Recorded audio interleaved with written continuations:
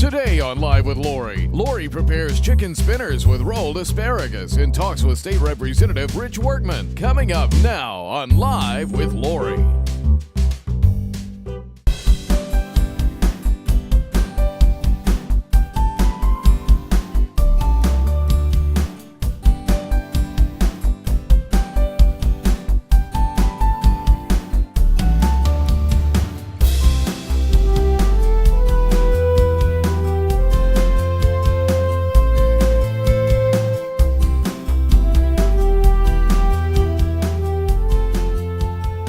Welcome to Live with Lori, where we serve up political food for thought. Today our guest is the man the St. Pete Times said had the zeal for repeal, Representative Ritch Workman. Hi Rich, how are you? Good, Lori, how you doing? I'm good, thanks for joining us. Great to be in your kitchen. You ready to cook? I'm ready to cook. Okay, well today we're going to make chicken spinners with rolled asparagus and some polenta that has just been seared. So, have you ever pounded a chicken? I'm not sure that I want to answer that question. Okay, chicken, we're gonna fillet these, and we're gonna make this real simple. We're gonna make these just about the same size so that they're easy, because we're gonna roll them with some sun-dried tomatoes, some basil, and some goat cheese. And while I'm doing this, we're gonna ask you some questions, because that's how this works. Sounds like fun. Let's do it. Well, first I want to ask you about your kids, because I know you have a couple kids. I do. Bailey and Sophia. And how old are they? Bailey is 11, just turned 11, and Sophia will be 7 in January. And what do they think about you being a legislator?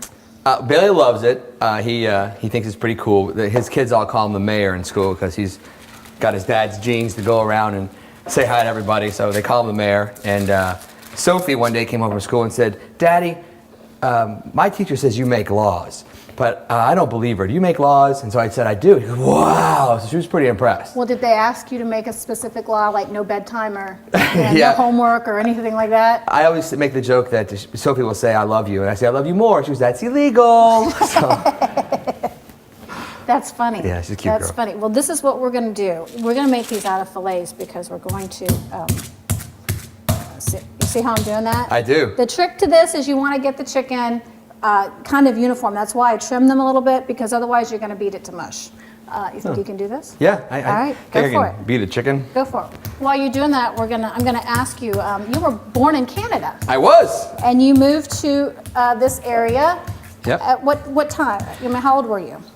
We were 8 years old. Dad packed up. He transferred his job to Miami. We actually moved to Pompano Beach first, and then up to Melbourne after that. But it's an interesting story. You want to hear why we moved to the United States? Absolutely. All right. Am I pounding my chicken good enough? Okay. Well, let me show you the trick. You want to pound, and you got to put some weight behind it. Whoa. Just pretend it's somebody that you're having an argument with. What would with. Peter say about this? Well, Oh, okay. You're good. You're good. Sorry, chicken. Okay. So let's hear the story. So Pierre Elliott Trudeau, a longtime Prime Minister of Canada, was running for re-election, but he had decided to run as a socialist. And my dad was one of the rare conservatives in Canada, and he said, "By George, we will not raise my kids in a socialist nation." And he said, if Pierre Elliott Trudeau wins election, we're moving to the United States. Really? I'm not kidding. So you got involved in politics very early. Dad, 8 days after the election, we sold everything we owned by auction. Dad transferred his job to Pompano Beach, and next thing I know, I'm a Floridian. Dad takes us down to the flagpole at our new house. He bought it sight unseen. He raised the American flag, and he says, "Boys, you're now American. That's your flag. Go play." And How cool is that? Yeah, it's pretty cool. How cool is that? Well, I put some oil in the pan over here, and we're gonna caramelize some onions. But while we're waiting for the oil to heat up, I'm gonna show you how we roll this chicken. Hence the spinner. Is this the spinner part? This is the spinner part. Got it. This is it, and this is something your kids can help you with because it's really kind of fun. You want to take about 3 ounces of goat cheese. You're gonna use 6 chicken breasts, and you just want to kind of mush it together. Make it a circle. Yeah, take some, and we've cut this up. And what was the green stuff you put in there? That's basil. So you want to get, 1 or 2 basil leaves. The green stuff. The green stuff. Okay, Yeah, basil, I picked it out of my yard. It's all right. Once you've done that, you just stick it right there. Okay. So you're also a mortgage broker. I am. Thank you. How is the mortgage business doing? We're struggling, to be quite honest. Workman Mortgage has been around for a long time, 1995, and been a family business. Mom, dad, brother, everybody before dad died.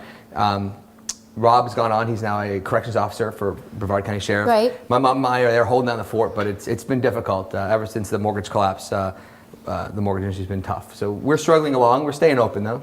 Is it, you think it's coming back? I mean, I know that the mortgage brokers kind of got a bad rap. We did, yeah. We You did. know, with the whole housing industry. We sure did. Has that, is that changing at all? I mean, or do you find that you tell people you're a mortgage broker and they go, ugh. Well, the riffraff came in during the easy money period. The riffraff Right. is long since left. The mom and pop shops that have remained open are finding it very difficult to close loans.